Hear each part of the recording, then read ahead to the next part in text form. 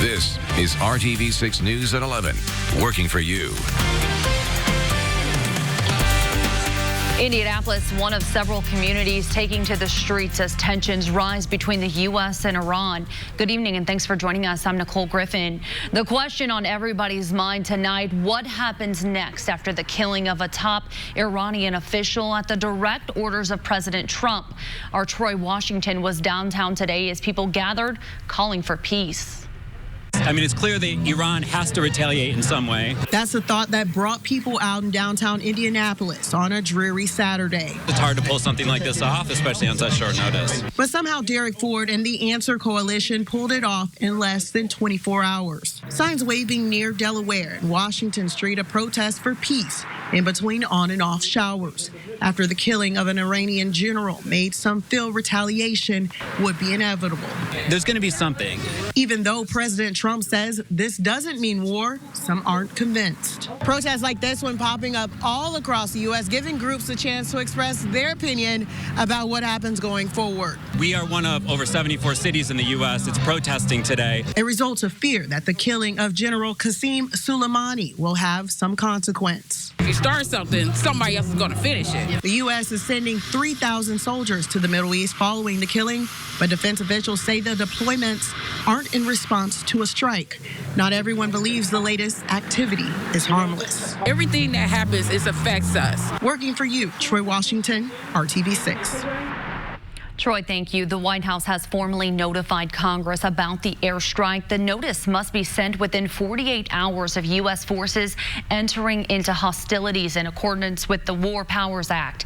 The act is a series of procedural requirements to make sure presidents keep Congress informed on military decisions.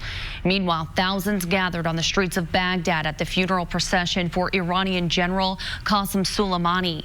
Chants of death to America rang through the crowd. Scenes like that are fueling fears of another Middle East war. Some Democratic lawmakers share those concerns. The question we have to be asking ourselves today is whether Qasem Soleimani is more dangerous to the United States alive or dead as a martyr.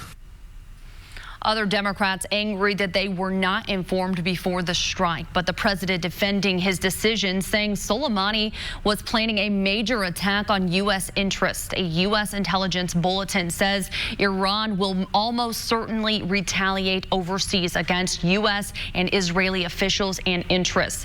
There are concerns here at home as well, putting New York and other major cities on heightened alert, but authorities have emphasized there is no specific credible threat.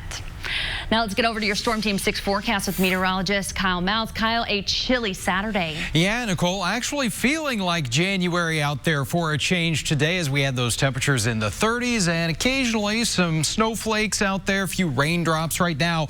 Our temperature's 32, but it's also been breezy. That west wind at 17 miles per hour is making it feel like we're in the 20s right now. System that brought us some of that wintry precipitation earlier today is now off to the east, but you notice we still have this bank of cloud cover overhead. Can't rule out a flurry or sprinkle, but that's really going to be about it. I think we're just going to have this blanket of cloud cover through the overnight with temperatures that are generally holding in the lower 30s. You can see some of the upper 20s around Crawfordsville and Richmond, 32 right now in Indy and 31 in Tipton. As you get ready to head out the door in the morning, we will have partly cloudy skies, starting to see a little bit of that sunshine by 8 o'clock in the morning. Temperatures starting off chilly again in the 20s with that southwest breeze at about 10 miles per hour. Coming up, we'll talk about a breezy southwest wind in our Sunday forecast, more winter warmth on the way, and we're talking about rain, not snow chances in the 7-day forecast.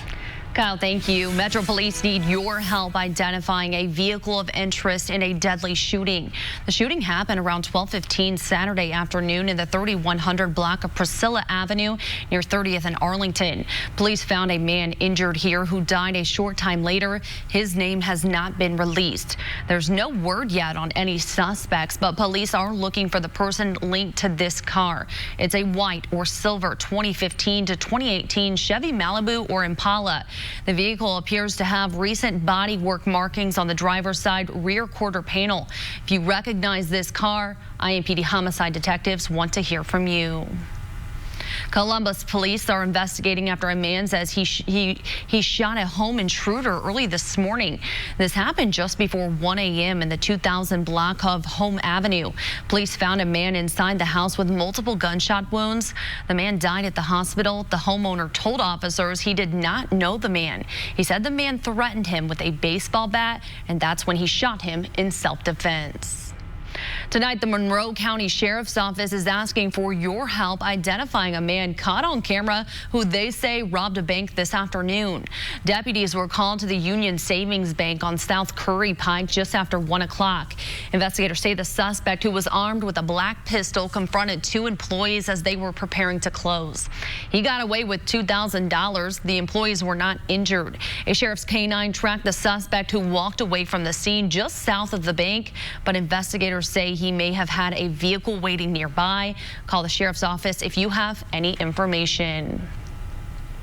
Tonight, a group of local students are helping those experiencing homelessness and others walking through downtown Indianapolis stay warm on this cold January night. The group, called Friends for Good, is made up of students from New Palestine. Each month, they come up with a community service project to give back. This is one they've been doing for the last 5 years, when many of the students were still in elementary school. They call it Blessings on Branches. They collect hats, coats, and gloves, and they bring them downtown, hanging them from the bushes at the Veterans Memorial Plaza.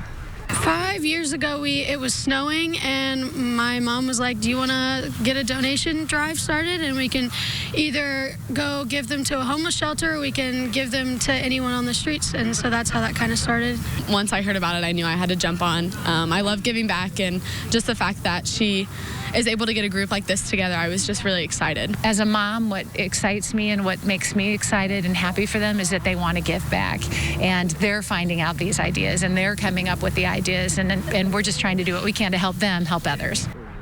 Kelly Young, who you just heard from there, says she hopes the students learn to be empowered and realize they have a good life and can make a difference by helping others. All of the extra items collected will now be donated to a homeless shelter. A major retailer in Washington Square Mall will close up shop tomorrow. We told you earlier this week, Dick's Sporting Goods has posted a sign inside the store telling customers it's closing on the 5th. And RTV6 has also learned Burlington is also set to close this month. These closures come several months after a new company took control of the site. And this weekend is your last chance to enjoy a couple of holiday attractions. Lights at the Brickyard at Indianapolis Motor Speedway and Winter Lights at Newfields both wrap up for the season on Sunday. Tickets are required for both. More tears, more memories, a gathering for a murdered young mom. Why we'll have to wait a little longer to hear from the woman accused in this heartbreaking case. Are you thinking about losing weight and dieting this year? There are so many plans to choose from, but one source says it can save you the trouble and tell you the best diet out there. Kyle. Early in the week, we're going to have a weather system developing off to our south. I'll let you know if it's going to bring rain to central Indiana. You're watching RTV6 News at 11. At Ashley Home Store, this is home. This is RTV6 News at 11, working for you. Friends and family gathered in Austin, Texas to remember the young mother who disappeared with her baby last month. Her body found a week later, the baby found unharmed. Here's ABC's Daria Albinger with the details.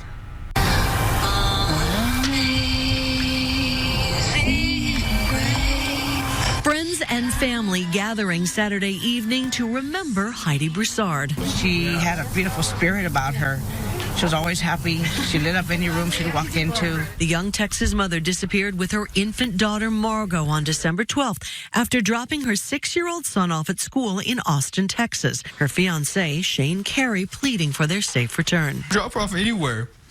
I don't care. Just make sure she's safe and okay. The baby's okay. Her body found a week later inside the trunk of a car outside a Houston home. She'd been strangled to death. The baby found inside that home unharmed. Authorities arresting Megan Fieramusca, a longtime friend of Broussard, charging her with 2 counts of kidnapping and 1 count of tampering with a corpse. Just before Christmas Eve, baby Margot was reunited with her father, who posted this photo simply saying, "Baby Margot is home." Broussard was laid to rest last weekend in her hometown of Lake Charles, Louisiana. Our hope and our prayer is that people remember who she was, the light that she was, the love that she was. Heidi's friends devastated by this loss. Said that girl could walk in any room and she carried joy everywhere she went. Fiera Musco was scheduled to appear in court this past Thursday, but at the request of her attorneys, that court date has been postponed until February 3rd. Daria Alvinger, ABC News.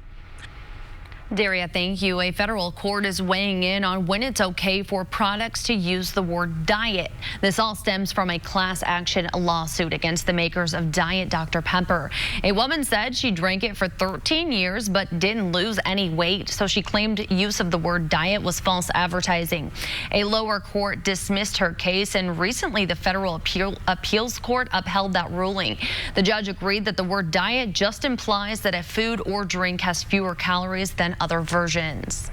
Some food for thought if you're trying to eat better this year. U.S. News and World Reports is ranking the best diets for the 10th year in a row. It looked at things like how easy it is to follow and maintain, as well as scientifically proven health benefits.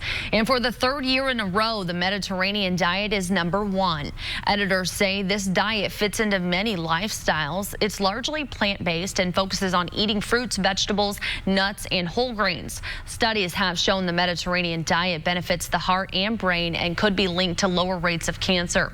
As for the popular keto diet, it came in second to last in the rankings. Doctors say it's hard to maintain and can have some unpleasant side effects. More than 12 million acres have burned across Australia as wildfires continue to ravage parts of the country. Conditions are being exacerbated by high temperatures and strong winds. Here's ABC's Diana Macedo with the details. Firefighters are facing an uphill battle as devastating fires burn across Australia amid extremely high temperatures and strong winds.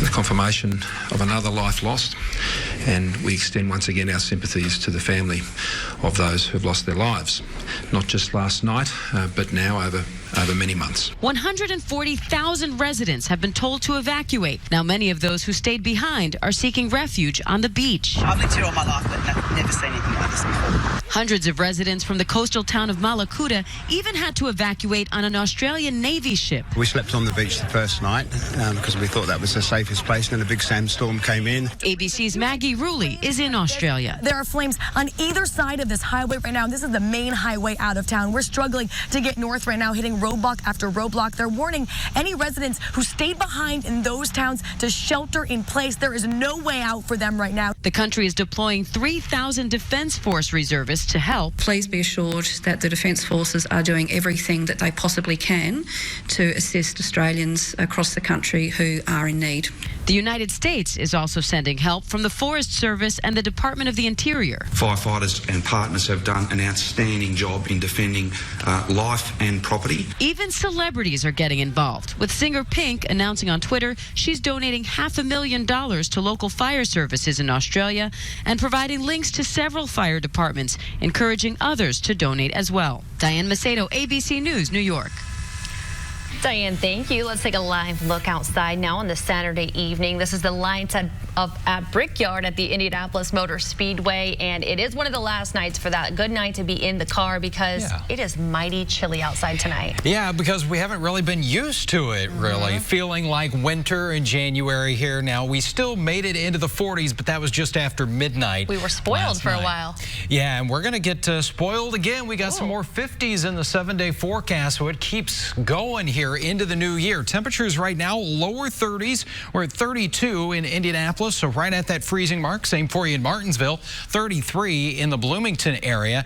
It has been a little breezy through the afternoon and evening. Still west at 17 miles per hour in Indy. West wind close to 20 miles per hour in the Kokomo area. But as we go through tonight, we're going to see those winds dropping off a little bit. 26 will be the overnight temperature with mostly cloudy skies. But then as we get into the day on Sunday, the winds come back. This time, though, they're going to be out of that southwest direction, which is going to bring in some warmer air, but as we go through the afternoon, kind of the trade-off, some of those gusts could be close to 30 miles per hour. So a windy day.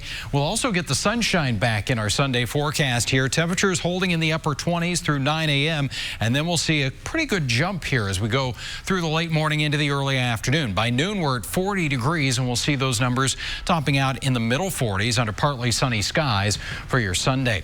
Right around 45 in Lafayette, 49, so close to the 50-degree mark for you in Columbus, and 43 in Peru. Monday, we'll continue to see temperatures making their way into the 40s. Won't really warm up too much more than what we'll experience during the day on Sunday. But again, it will be a dry day for us with those partly sunny skies starting off in the 20s. So we're going to have some chilly overnights, but really not bad here for early January when you consider average high is in the middle 30s. So we won't be too far below that as we even start off our days.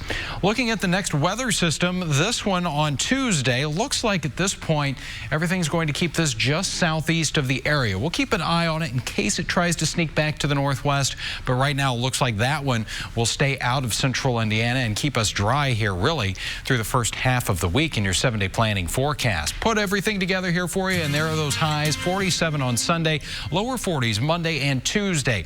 Now, as that system that I just showed you pulls away, we will get a brief shot of some colder air. Our high temperature on Wednesday, just 35 degrees, but at least we'll have some sunshine with it. I do think it'll be a little bit breezy that day.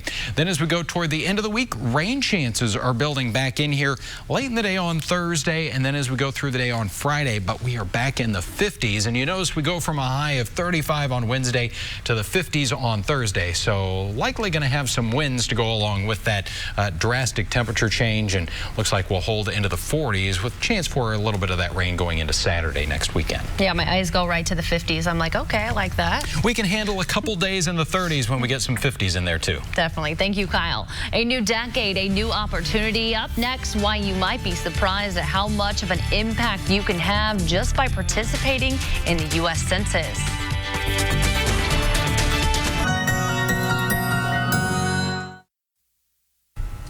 The start of a new decade means it's time for another U.S. Census. This time around, the process has been streamlined. And Elizabeth Ruiz shows us the answers are as important as ever. This is very short. We're talking 9 questions. Basically, we're asking, what does your household look like?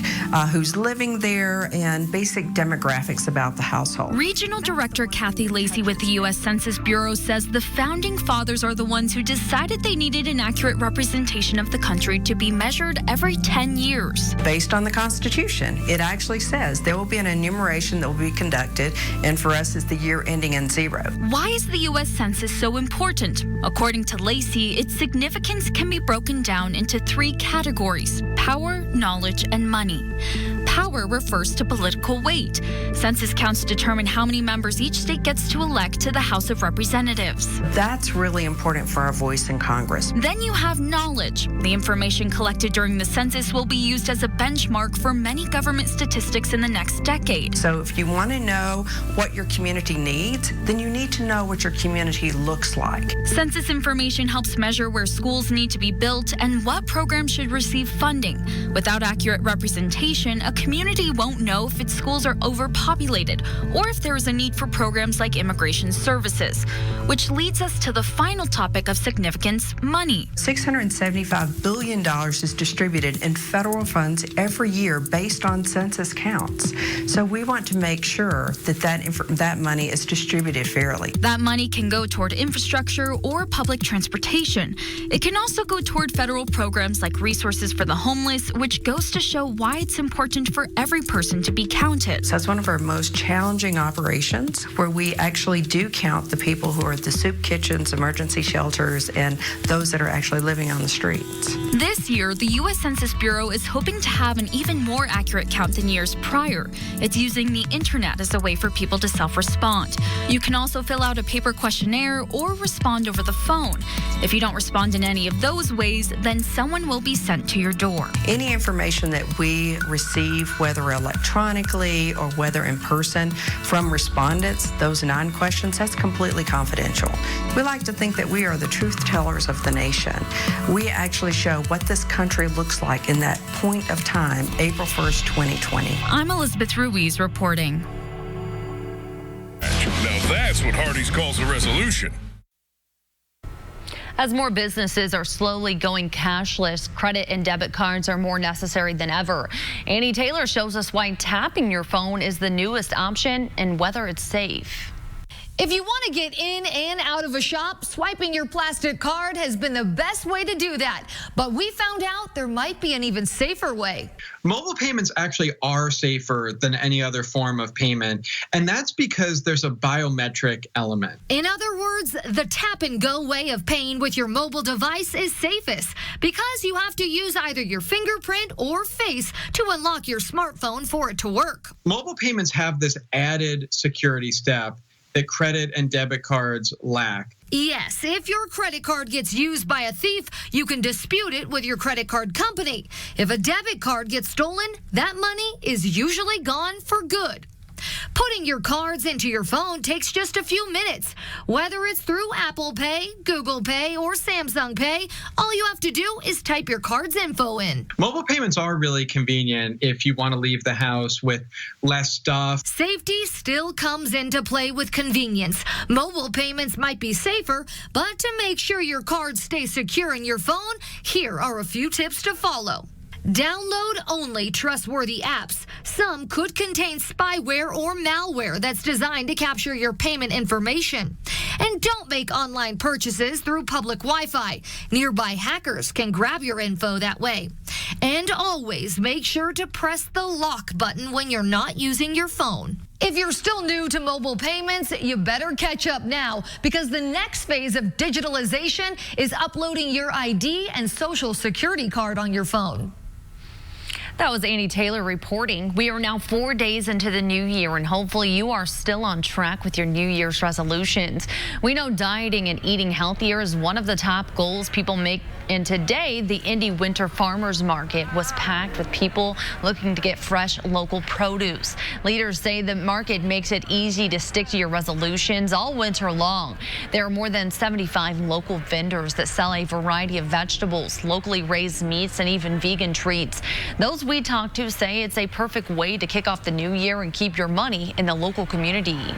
Coming here and getting local produce from local vendors that is actually growing in the city is always better for you, right? So most of the time when you go to the grocery store, most of the food travels a lot longer to get here, but it's a lot healthier when you can get local produce grown in your own city, in your backyard, and then you can actually talk to the farmers who actually are growing it. There's a good selection of winter vegetables and nice hearty stews, so it's really good. The Indy Winter Farmers Market is open every Saturday through April 25th on the east side at the Circle City Industrial Complex on Brookside Avenue. The American Kennel Club is celebrating the new decade by adding 2 new dogs to its list of recognized breeds. The AKC is the world's largest purebred dog registry.